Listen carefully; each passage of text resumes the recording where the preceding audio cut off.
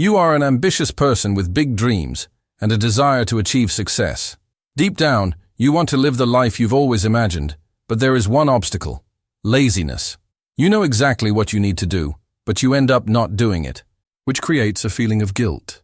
This guilt builds up over days, weeks, and months until it turns into complacency. When the new year arrives, you find yourself repeating the same goals from the previous year. At first, motivation and a bit of illusion push you forward, but before you realize it, procrastination shows up like an unwelcome guest. Little by little, it becomes a habit, and you end up labeling yourself as a lazy person. The big question is, how do you break this cycle and free yourself from procrastination? There is plenty of advice on the internet, but most of it only focuses on symptoms, such as disabling social media or eliminating distractions. While these actions may help temporarily, they do not truly solve the problem, the root cause of procrastination.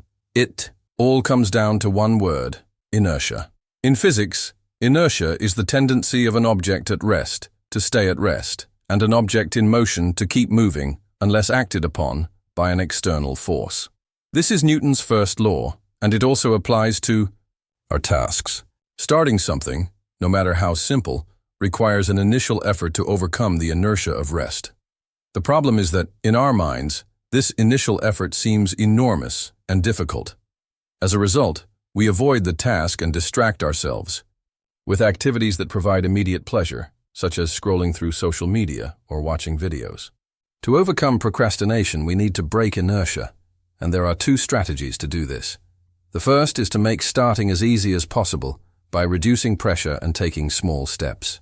For example, instead of thinking, "I need to write a 5,000-word text," tell yourself, "I will write just 50 words. This way, inertia seems smaller, making it easier to start without relying on willpower. Another effective technique is the 2-minute rule. If you don't feel like doing something, commit to doing it for just 2 minutes, and then stop if you want. For example, if you don't feel like tidying up your room, play some music and start cleaning. When the music ends, you can stop. Interestingly, most of the time, you end up continuing beyond the 2 minutes or writing more than the initial 50 words. This happens because once you start, you gain momentum, and that momentum keeps you moving. It's like pushing a ball uphill. At first it's hard, but once you overcome inertia, everything flows more easily. That's why it's essential that the first step is small and simple. Lower your expectations and start with just 2 minutes. These strategies can be applied to any area of life, whether it's going to the gym, working on a personal project, taking care of relationships, or any other task you need to accomplish.